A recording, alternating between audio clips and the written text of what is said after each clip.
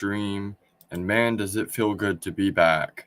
It's obviously been a while since I've been active or said anything on social media or given any updates on my stream, but I'm back just in time. Today's the national championship. I'm actually going to be watching this time because I have time. Um, it's going to be a big matchup between UConn and Purdue. And when I say big matchup, I mean tall matchup. It's going to be a lot of tall guys in this game. Um, Honestly, I don't really think there's much separation between the two centers that are going to be playing in this game.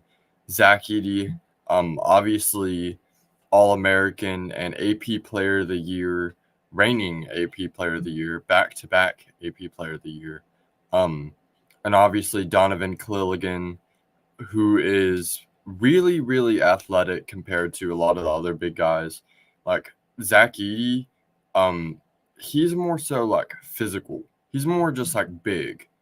Um, as to Donovan Clilligan, he's just straight up like he dominates with his athleticism and his post play. Um, Neither of them really shoot the ball very well, so I think really what it's going to come down to is who shoots the three well. Um, Especially about UConn. One thing I noticed in their like past games, a lot of their games started out really close. Like the game in this Elite Eight versus Illinois, it started out really close. And at halftime, I kind of thought my pick. Well, actually, technically not my pick. I picked Iowa State to go to the Final Four, to the championship. Y'all guys can knock me for that. I don't really care. I like picking sleeper teams when it comes to March. It's one of my favorite things to do because since it's March Madness. Um, but UConn has absolutely proven me wrong. I had them going out in the Sweet 16. Um, Last time a team repeated as champions was 2004, I believe. 2003, 2004. It was that Florida Gators team. They were the last team to do it. Um, and this team's definitely got a shot at it here tonight. One thing I really noticed between the play difference in Purdue and UConn, obviously, is Purdue really relies a lot on their Zach Edey, of course, and a lot of foul calls, to be completely honest. Um, it's not just me either, but I've been noticing the entire tournament. Um, it's just been kind of foul merchant stuff. Like he's been shooting like 20 free throws a game. Like it's ridiculous. And I'm not saying it's the refs to blame. I honestly think the reason why that is because his absolute size. Obviously, you're gonna draw a lot of fouls being like 7'4", 260 pounds. You're just gonna get whacked a lot. Like in the lower body area, you're gonna get like smacked and like hammered in the face a lot. Cause like, what can they really do? A lot of teams don't even have a big man that can match up to this guy. Tennessee didn't obviously, and it definitely didn't look like DJ Burns was guarding him very well. I mean, it's like a 5 foot height difference. I mean, what do you expect? Um, I actually had Purdue in the national championship game just because of this reason right here. Um, Also because it's funny because this is going to be the second time a team that's lost to a 16 seed in the past year has made it to the national championship. Obviously, 2019 with Virginia double dribble. But obviously Virginia made it to the championship, and now Purdue. It's a pretty cool story. So my thing is like us as college basketball fans. Do we want a repeat or a good story? Um, I myself am not a big Purdue fan. Not just because of Zach Edey, but their head coach, Matt Painter, I don't know. He's just not one of my favorite head coaches in college basketball. Dan Hurley, on the other hand, he completely rejuvenated this UConn team. a couple of years ago, they weren't even like considered to be like Big East champions, let alone like national champions. And he just like pulls a championship out his wazoo, and now he's got like college basketball possibly like under wraps, dude. Like it's crazy. His recruiting is crazy good. He's basically got like a free Big East ticket to the tournament every single year. And I know that's crazy to say, and it's probably jinxing just because you never want to say someone should be guaranteed a chance at the title, but UConn and Dan Hurley, they really do have a shot at it every year. I will never again count UConn out at a national championship. Last year I had them in the Final Four, and they were a 4 seed, and I really do think that team is better than a 4 seed. Anyways, back on topic. I think that it's gonna come down to a game of runs. Because UConn can run you out of the gym like off rip, honestly. That or it's gonna be really close first half. Honestly, that UConn Alabama first half, it was really dang close. I really thought for a while there Alabama was gonna make like a final run and be able to pull it off, but no, I mean they didn't at all. They got blown out of the water in that second half, and it was not close since that. I mean, it wasn't even like close at all. Like it was just, whew, man, it was a whack fest. I really thought that it was going to be a closer matchup, and obviously, it wasn't. Um, when you think about it, obviously, you want a game like that to be a little bit closer than 14 points. Arguably, I think they could have if they stopped chunking up threes for a second and they actually played offense. But that's just Alabama basketball, and in my personal opinion, I think they had a really easy run, and I mean they got lucky.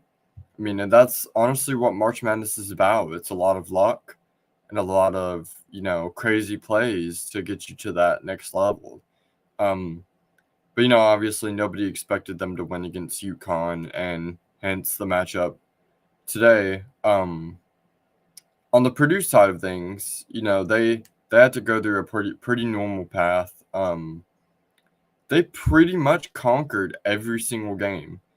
I really don't think they had a close game at all that was like even figuratively like within range of them losing.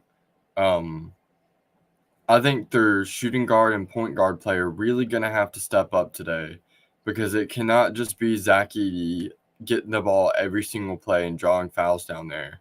Because one of the biggest things in the tournament it's been Zach Edey has a mismatch over every single center. Well, not tonight, because Donovan Quilligan is just as good as every other center in the country. And being 7'1", it pays huge dividends in this situation. It's going to be a really close matchup. Honestly, when I look at, roster wise, I don't really see a lot of places that are like, hey, that's a big difference. Like Donovan Quilligan and Zach Edey are almost head to head, even though one is the reigning player of the year.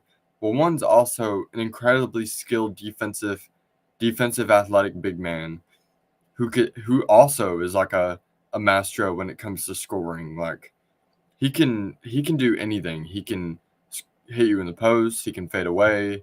He can shoot from mid. I don't think I've saw him shoot from three yet, but he might be able to do that. I really haven't watched enough UConn basketball to know that. But I mean, even looking like back to the Big East title game, they absolutely killed it that game. I didn't have them winning that game, and they came out and proved me absolutely wrong. They've proven me wrong every single game this tournament. And, like, every single time I think, hey, they're finally going to lose. They don't lose. Now, I'm not going to give my official prediction until later because, obviously national championships later. I think it's going to be 8 o'clock my time, I believe. I think one of the biggest players that's going to have to step up for them, for Purdue, is Braden Smith, I think it is. He shot the three, I think, nearly 40% throughout the tournament, and he's been really good. He's really, really stepped up.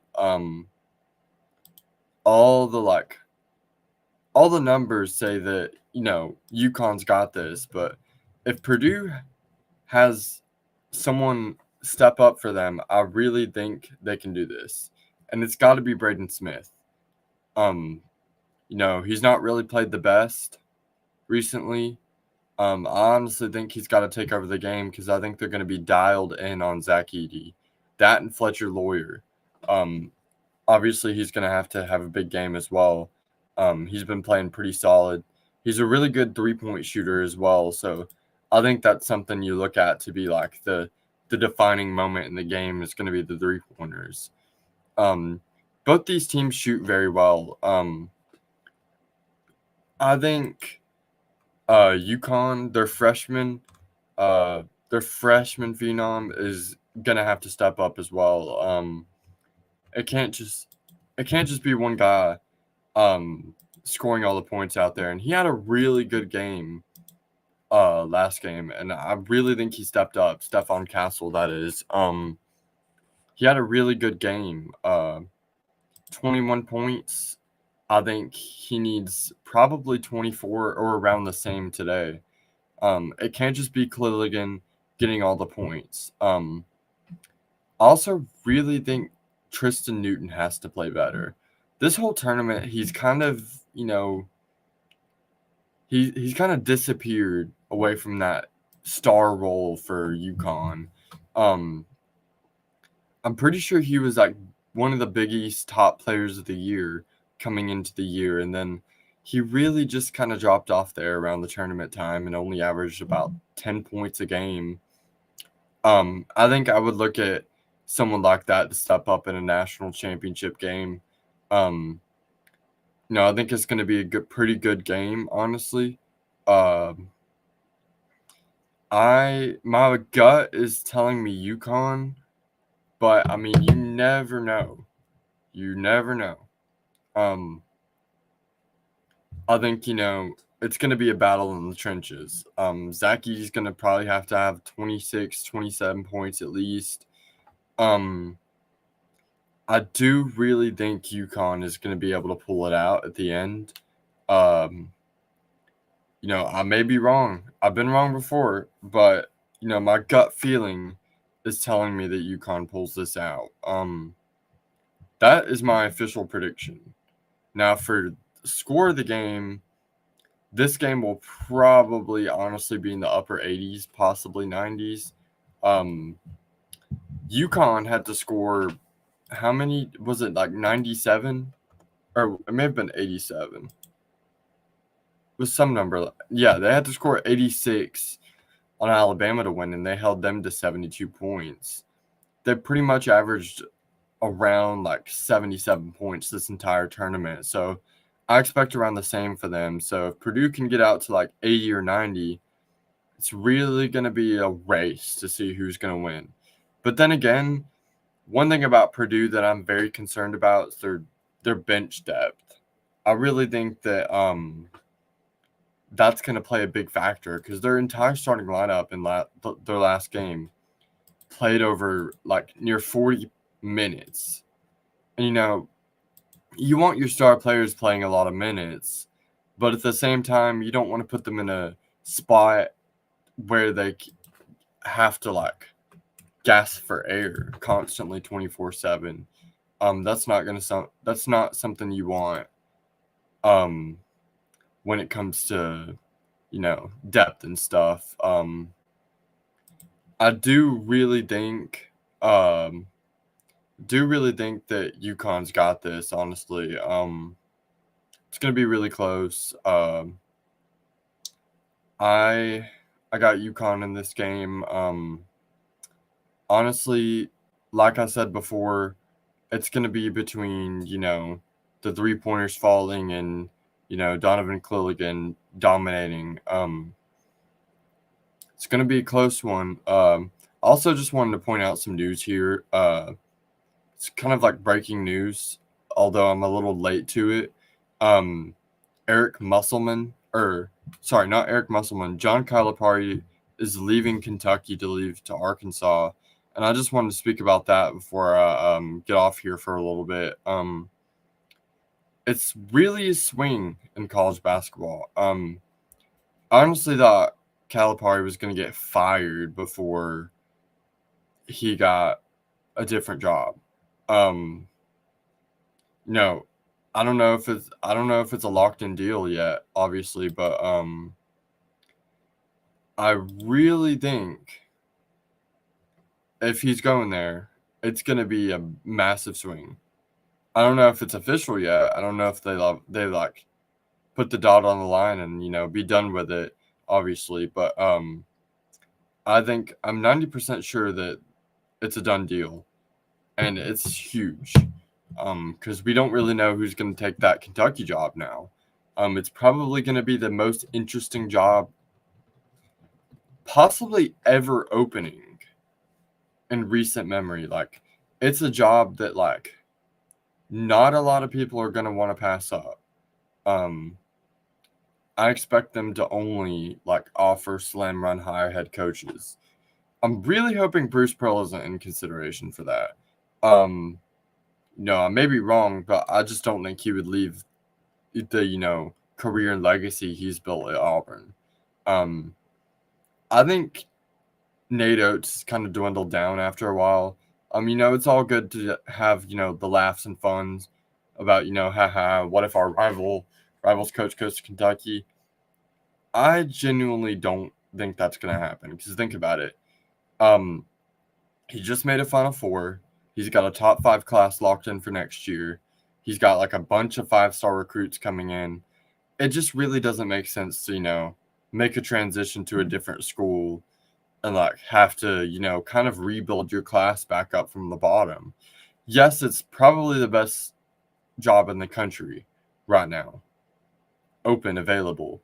But I just don't think he would make a lateral move to like a different school in the SEC. I just don't see it. I may be wrong. He may end up taking that job. I think probably the most likely scenario is probably going to be Scott Drew. And I may sound crazy for that, but think about it. Baylor really hasn't had much success in March recently, aside from that one natty.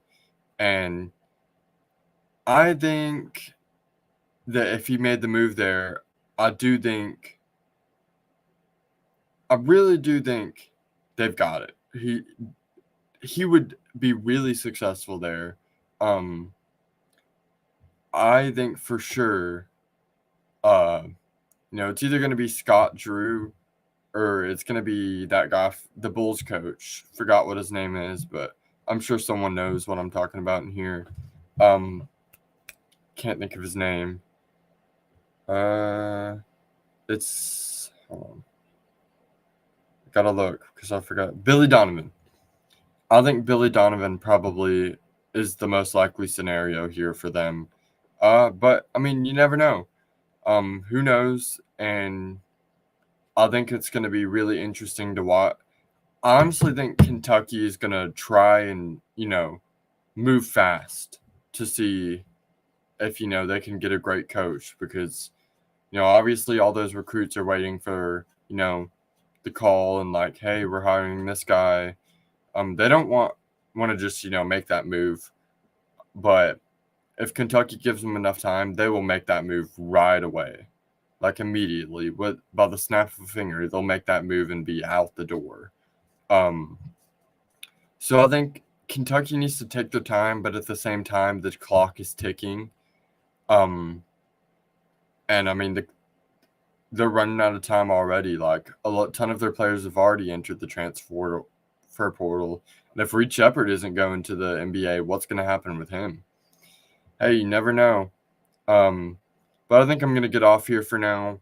It was nice to get back on here for a little bit and talk. UConn is my prediction. Can quote that. UConn is going to win by 7 points. The final score is going to be 78-71. That's my final score prediction. Quote it, pin it. I don't care. That's my prediction. And I will see you boys later. I'm the Real G Sports Podcast, your host, Griffin King, and I will see y'all next time.